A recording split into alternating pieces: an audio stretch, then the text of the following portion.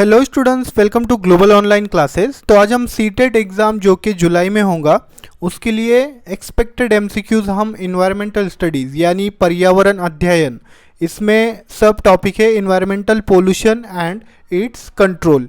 ये पार्ट आज हम इस वीडियो में कवर करेंगे जो कि पेपर 1 में मोस्ट एक्सपेक्टेड यानी यूनिट है। ये इसमें से 30 क्वेश्चन आते हैं स्टूडेंट, यानी 30 मार्क के लिए आपको ये यूनिट पूछा जाता है पेपर 1 में। तो स्टूडेंट्स, आपका एक भी क्वेश्चंस नहीं छूटेगा अगर आप ये सीरीज़ देखेंगे तो स्टूडेंट्स आपको वीडियो को लास्ट तक ज़रूर देखना है, क्योंकि इस पार्ट से कोई भी आपका क्वेश्चन नहीं छूटना चाहिए और छूटेगा भी नहीं, क्योंकि मैंने एक्सपेक्टेड एमसीक्यूज़ इसमें सब कुछ करवाए हैं। तो वीडियो को अंत तक ज़रूर देखिएगा। चलते हैं हम क्वेश्चंस की ओर।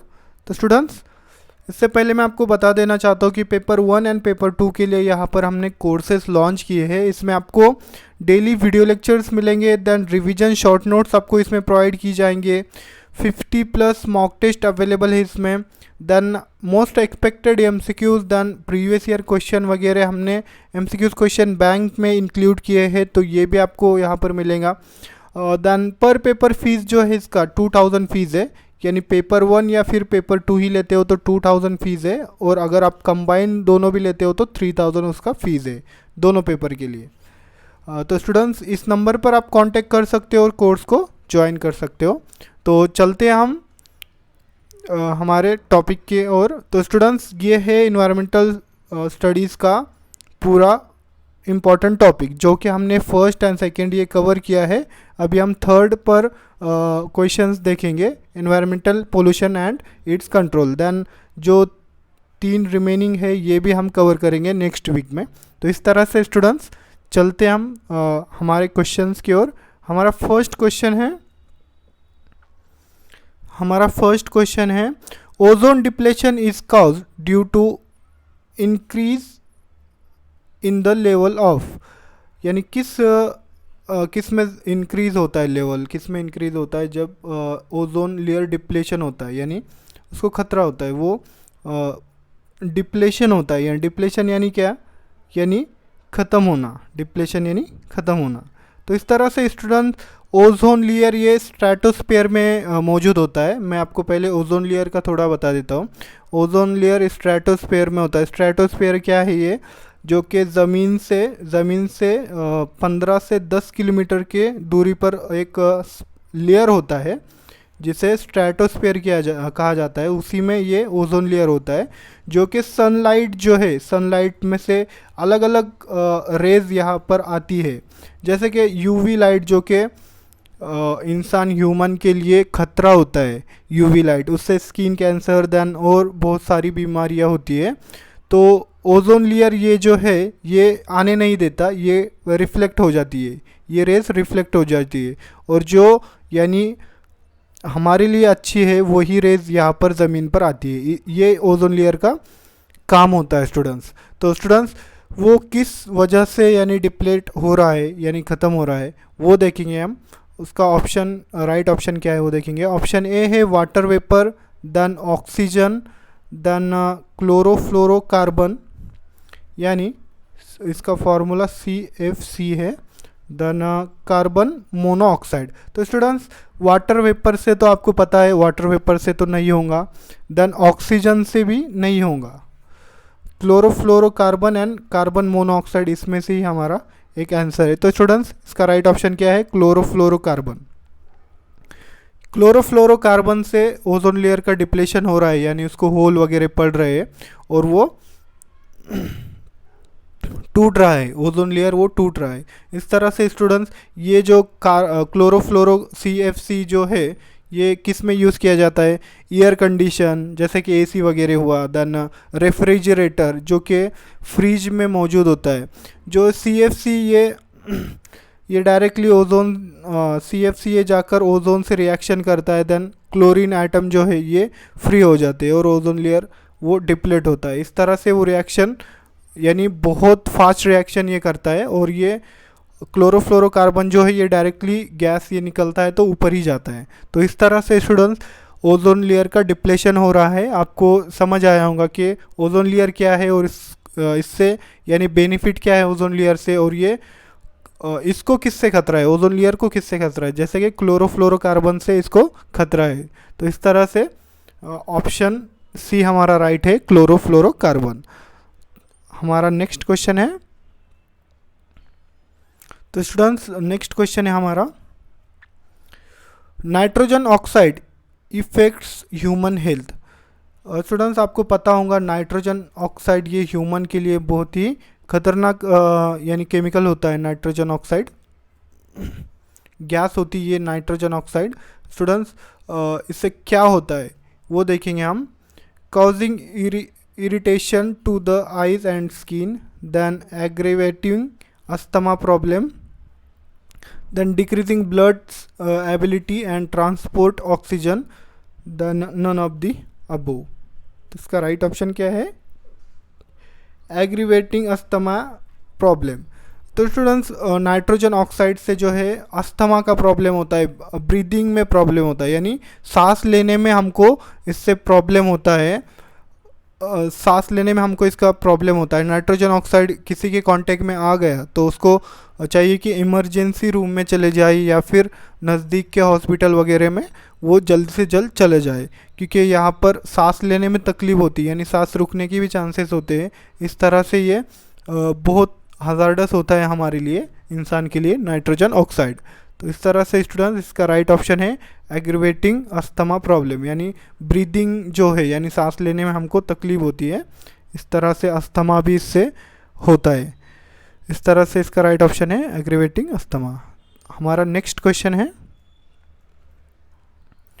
नेक्स्ट क्वेश्चन है हमारा students, the air pollutant are mainly classified as. तो एयर पोल्यूटेंट, आपको तो एयर पोल्यूटेंट पता है, बट इसमें भी दो यानी क्लासेस होती है। तो कौन कौन सी क्लासेस है वो देखेंगे हम, किस टाइप का पोल्यूशन होता है। एयर पोल्यूशन में आपको आपके यानी माइंड में आ गया होगा कि फैक्ट्री से वगैरह जो होता है धुआं वगैरह निकलता है वो पोल्यूशन। देन व्हीकल जो कि हमारी कार्स बाइक वगैरह है उससे जो यानी धुआं निकलता है तो उससे वो पोल्यूशन। देन जैसे कि फैक्ट्री वगैरह जो वेस्ट है उनका, वो वेस्ट वो पानी में डायरेक्टली वो यानी छोड़ देते हैं तो वो पोल्यूशन, वो वाटर पोल्यूशन हुआ। देन इस तरह से स्टूडेंट्स आपके दिमाग में आ ही गया होगा एयर पोल्यूशन यानी क्या। तो इस तरह से एयर पोल्यूशन, ये एयर पोल्यूशन में जो फॉग वगैरह है वो आता है, बट इसमें भी दो क्लासेस है एयर पोल्यूशन में। बट जो मैंने अभी कहा कि पानी वगैरह में जो वेस्टेज वो होता है वो एयर पोल्यूशन नहीं है, वो वाटर पोल्यूशन है। तो इस तरह से स्टूडेंट्स हम इसका राइट ऑप्शन देखेंगे, point source and non point source, then primary and secondary pollutant, then C है नेचुरल और anthropogenic pollutant and none of the above. तो इसका राइट ऑप्शन क्या है, प्राइमरी एंड सेकेंडरी पोल्यूटेंट। तो स्टूडेंट्स प्राइमरी क्या है, प्राइमरी एयर पोल्यूशन क्या है। प्राइमरी एयर पोल्यूशन मैंने आपको अभी बताया, जैसे कि ये फैक्ट्री है, फैक्ट्री का जो फॉग निकलता है, फैक्ट्री का जो एयर में जाता है फॉग, ये फॉग इस तरह से कार्बन मोनोऑक्साइड, कार्बन डाइऑक्साइड ये कंपनीज वगैरह ये रिलीज़ करते हैं, तो ये डायरेक्टली एयर में ही जाता है और इससे एयर पोल्यूशन होता है। देन अलग अलग व्हीकल वगैरह है, देन गैस वगैरह वो जो छोड़ते हैं यानी गाड़ी का वगैरह, इस तरह से ये एयर पोल्यूशन हुआ। Then ocean, then seas, then forest वगैरह उधर भी यानी कुछ ये भी एक यानी पोल्यूशन ही होता है। फॉरेस्ट में अगर आग वगैरह लग गई उससे जो यानी धुआं वगैरह निकलता है उससे भी एयर पोल्यूशन होता है। इस तरह से ये प्राइमरी यानी प्राइमरी पोल्यूशन की ये मैंने आपको एग्जांपल दी। और सेकेंडरी पोल्यूटेंट यानी क्या, सेकेंडरी ये डायरेक्टली हम उसको यानी ये नहीं कर सकते, डायरेक्टली हम बोल नहीं सकते कि ये उसका डायरेक्ट एग्जांपल नहीं है, वो रिएक्शन होकर होता है। यानी क्लोरोफ्लोरोकार्बन ये जाकर ओजोन लेयर से रिएक्शन होकर ओजोन लेयर का डिप्लेशन होता है। और क्लोरीन क्लोरीन ये फ्री होता है, यानी उससे वो रिएक्शन होने के बाद क्लोरीन फ्री हो जाता है। तो ये हुआ सेकेंडरी पोल्यूटेंट का एक एग्जांपल मैंने आपको बताया। ओजोन डिप्लेशन भी एक सेकेंडरी पोल्यूटेंट है, यानी डायरेक्टली नहीं होता है, ये रिएक्शन होकर होता है सेकेंडरी पोल्यूशन, एयर पोल्यूशन। तो इस तरह से स्टूडेंट्स आपके समझ आया होगा। प्राइमरी एंड सेकेंडरी पोल्यूटेंट होते हैं एयर पोल्यूशन में भी, दो क्लास है, मेनली दो क्लास। तो इस तरह से इसका राइट ऑप्शन है प्राइमरी एंड सेकेंडरी पोल्यूटेंट। तो हमारा नेक्स्ट क्वेश्चन है, हमारा the best way to dispose plant waste, यानी जो प्लांट वेस्ट है उसको हम बेस्ट वे से कैसे प्रोसेस कर सकते हैं, हम बेस्ट वे से वो हमको बताना है। जैसे कि स्टूडेंट्स प्लांट, जैसे कि मैं आपको एग्जांपल देता हूँ, जैसे कि बड़े यानी रोड वगैरह यानी हाईवे वगैरह जब बनाते हैं तो बहुत सारे पेड़ वगैरह काटा जाता है, देन उसका कुछ कुछ काम में लाया जाता है और कुछ कुछ वहीं पर यानी फेंक दिया जाता है, वो कुछ काम नहीं आते। देन जैसे कि किसानों के खेतों में अगर कोई फसल वगैरह है उसका यानी जो भी उसका प्रोडक्ट है वही लिया जाता है और नीचे का जो पार्ट है उसको जला दिया जाता है। देन कोई उसको यानी वैसे ही रहने देते। तो इस तरह से वो बेस्ट वे नहीं है। मैं आपको बताऊंगा कि बेस्ट वे कैसा है, यहाँ पर हमको ऑप्शन में बताना है वो। तो स्टूडेंट्स ऑप्शन हम देख लेंगे, burning, then composting, then dumping in a hilly area and incineration. तो इस तरह से स्टूडेंट्स बर्निंग वगैरह तो नहीं हो सकता जलाने से, ये बेस्ट वे नहीं है। Dumping in a hilly area यानी खुले मैदान में वगैरह उधर हम फेंक दिया तो उसका भी वो बेस्ट वे नहीं है। तो इसका राइट ऑप्शन क्या है स्टूडेंट्स, कंपोस्टिंग, यानी जो बड़े बड़े पार्ट होते हैं उसको छोटे छोटे पार्ट में कन्वर्ट करके यानी इसका सॉइल ये कंपोस्टिंग एक ऐसी प्रोसेस है जैसे कि कोई भी बड़े बड़े पार्ट, झाड़ वगैरह के बड़े बड़े पार्ट, उसको यानी बारीक कर कर उसके छोटे छोटे पार्टिकल कर कर इसको सॉइल में कन्वर्ट किया जाता है। आपने देखा होगा कि झाड़ वगैरह जब यानी लगाते हैं, अगर हम नर्सरी वगैरह गए तो उसमें पेड़ का भूसा दिखता है, भूसा, तो इसको ही कंपोस्टिंग सॉइल कहा जाता है। सॉइल वगैरह में इसको कन्वर्ट किया जाता है, वही बेस्ट वे है, यानी ये डिस्पोजल प्लांट का बेस्ट वे है। इसको हम यूज़ भी कर सकते हैं, झाड़ वगैरह लगा सकते हैं। तो इस तरह से स्टूडेंट्स ये कंपोस्टिंग प्रोसेस करके जो प्लांट वेस्ट है उसका सॉइल में कन्वर्ट किया जाता है। तो इस तरह से ये बेस्ट वे है प्लांट डिस्पोजल का वेस्ट। तो इस तरह से इसका ऑप्शन बी राइट ऑप्शन है। हमारा next question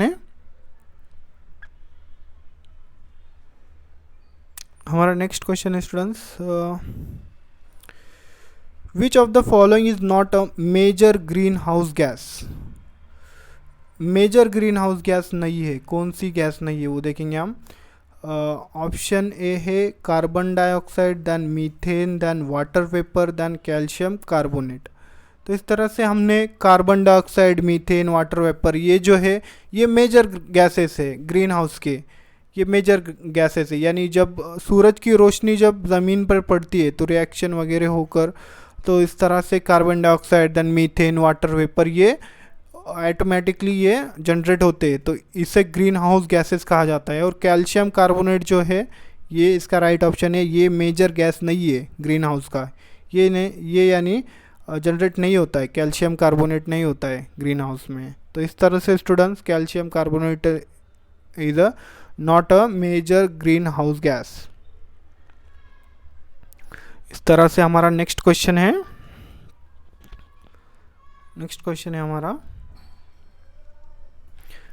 unburn carbon particle causes.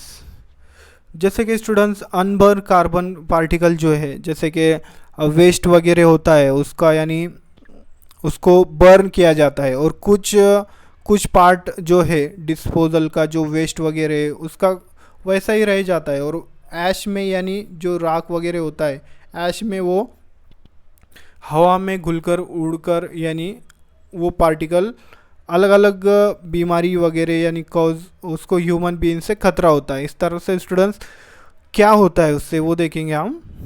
Unburn carbon particle यानी कार्बन पार्टिकल जो रह जाते हैं यानी वो बर्न नहीं होते सीधी तरह से, जलते नहीं है सीधी तरह से, उससे क्या प्रॉब्लम होता है ह्यूमन को वो देखेंगे हम। ऑप्शन ए है cardiac problem, then B respiratory problems, then throat problem and skin infection. इसका राइट ऑप्शन है रेस्पिरेटरी प्रॉब्लम।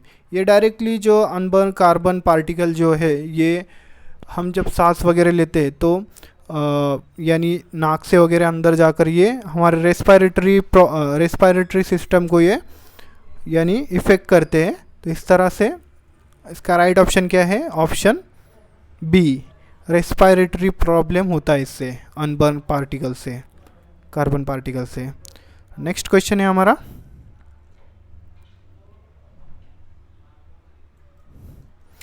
नेक्स्ट क्वेश्चन है Which of the following is unit used to measure the intensity of noise? Noise को किस से major किया जाता है, कौन सा यूनिट होता है वो देखेंगे हम। ऑप्शन ए है decibel, then phon, then hertz and then watts per M. तो स्टूडेंट्स ये भी एक प्रकार का पोल्यूशन ही होता है, तो इसलिए ये मैंने यानी क्वेश्चन लिया है यहाँ पर। इसका राइट ऑप्शन क्या है, डेसिबल। डेसिबल में यानी ये मेजर किया जाता है, ये यूनिट मेजर किया जाता है इंटेंसिटी ऑफ नॉइस को इसमें मेजर किया जाता है डेसिबल में। इस तरह से इसका राइट ऑप्शन है decibel, option A. Then next question है हमारा, human ear is most sensitive to noise in which of the following frequency range. तो स्टूडेंट्स ह्यूमन के जो यानी फ्रीक्वेंसी होती है, फ्रीक्वेंसी रेंज होती है जिसमें वो सुन पाता है, ज़्यादातर सुन पाता है, सेंसिटिव होता है, वो कौन सी रेंज है वो देखेंगे हम। ऑप्शन ए है 1 to 2 kilohertz, than 10 to 12 kilohertz, than 100 to 500 kilohertz, than 13 to 16 kilohertz. तो इसका राइट ऑप्शन क्या है, 13 to 16 किलो हर्ट्स में ह्यूमन यानी इंसान का जो सुनने की कैपेसिटी जो होती है वो मोस्ट सेंसिटिव होती है, ये फ्रीक्वेंसी में वो ज़्यादातर सुन पाता है। तो इस तरह से इसका राइट ऑप्शन क्या है, D, 13 to 16 kilohertz. Then next question है हमारा, maximum soot is release from. Soot यानी क्या है स्टूडेंट्स, जो कि धुआं होता है, फैक्ट्री से जो फॉग निकलता है, काला फॉग निकलता है, उसको सूट कहा जाता है। तो मैक्सिमम ये कहाँ से यानी रिलीज़ होता है वो देखेंगे हम। ऑप्शन ए है petrol vehicles, than diesel vehicle, CNG vehicle and thermal power plant. तो स्टूडेंट्स सीएनजी से तो नहीं निकलेगा, यानी उससे सीएनजी से धुआं रिलीज़ नहीं होता है, यानी फॉग रिलीज़ नहीं होता है उससे। Then petrol, diesel and thermal plant, इसमें से सबसे ज़्यादा किस में ये मैक्सिमम सूट किस से रिलीज़ होता है वो देखेंगे हम। ऑप्शन डी राइट ऑप्शन है इसका, थर्मल पावर प्लांट से ये सूट बहुत सारा रिलीज़ होता है, यानी उसको काजल भी कहा जाता है। काला धुआं यहाँ से बहुत सारा रिलीज़ होता है, जिससे बहुत सारे नुकसान होते हैं ह्यूमंस को। नेक्स्ट क्वेश्चन है हमारा, नेक्स्ट क्वेश्चन है, in the metro city of Kolkata the major cause of air pollution is. यानी कोलकाता मेट्रो सिटी में यानी मेजर कॉज किसका है, एयर पोल्यूशन किससे ज़्यादा होता है कोलकाता में वो देखेंगे हम। ऑप्शन ए है cement plant, then chemical industries, hydrocarbon and water vapours. तो इसका राइट ऑप्शन क्या है, सीमेंट प्लांट्स। सीमेंट प्लांट से स्टूडेंट्स कार्बन मोनोऑक्साइड, ये जो गैसेस है ये इससे निकलता है, और एयर पोल्यूशन कोलकाता की मेट्रो जो सिटी है वहाँ पर सीमेंट प्लांट ज़्यादा है, इसी से कार्बन डाइऑक्साइड, कार्बन मोनोऑक्साइड ये रिलीज़ होता है और एयर पोल्यूशन इससे ज़्यादा होता है मेट्रो सिटी में, कोलकाता में। देन नेक्स्ट क्वेश्चन है हमारा, what type of chemical weathering in enhance acid rain. Acid rain ये किससे बढ़ता है, कौन सा केमिकल से वो बढ़ता है, वो देखेंगे। ऑप्शन ए है हाइड्रोलाइसिस, देन बी है dissolution, then oxidation and none of the above. इसका राइट ऑप्शन क्या है, हाइड्रोलाइसिस। हाइड्रोलाइसिस यानी ये वाटर का ही एक रिएक्शन होता है स्टूडेंट्स। हाइड्रोलाइसिस होता है ये एक दो मॉलिक्यूल बनकर एक ही मॉलिक्यूल ये बनता है, इससे हाइड्रोलाइसिस कहते हैं। तो सॉरी, दो मॉलिक्यूल का एक मॉलिक्यूल के दो मॉलिक्यूल ये बन जाते हैं, यानी ये ऐड होकर फिर से ऐसा हाइड्रोलाइसिस होता है। तो इस तरह से हाइड्रोलाइसिस होकर ही एसिड रेन ये यानी बढ़ता है। और देन हमारा लास्ट क्वेश्चन है, surface ozone is produced from. Surface ozone ये किससे प्रोड्यूस होता है, प्रोड्यूस होता है, ये आपको बताना है स्टूडेंट्स। ये मैंने होमवर्क आपको ये क्वेश्चन दिया है, तो ये क्वेश्चन आप मुझको कमेंट सेक्शन में ज़रूर बताइएगा। मैं इसका राइट ऑप्शन कल की वीडियो में आपको बताऊंगा। तो इस तरह से हमारे जो 15 क्वेश्चन थे वो ख़त्म हुए अभी। तो इस तरह से हम नेक्स्ट वीडियो में भी इसी टॉपिक पर, सेम टॉपिक पर हम क्वेश्चन डिस्कस करेंगे। तो स्टूडेंट्स, वीडियो जो ये सीरीज़ है इसको यानी कंटिन्यू देखिएगा, क्योंकि एग्ज़ाम तक ये मैं सीरीज़ कंटिन्यू रखूँगा। पेपर 1 का हम पूरा सिलेबस जो इन्वायरमेंटल स्टडीज़ का है वो पूरा कवर करेंगे ये सीरीज़ में। देन नेक्स्ट यूनिट भी हम लेंगे ये ख़त्म होने के बाद। तो इस तरह से स्टूडेंट्स, आज के लेक्चर में इतना ही, मिलते हैं दूसरे लेक्चर में। थैंक यू, धन्यवाद।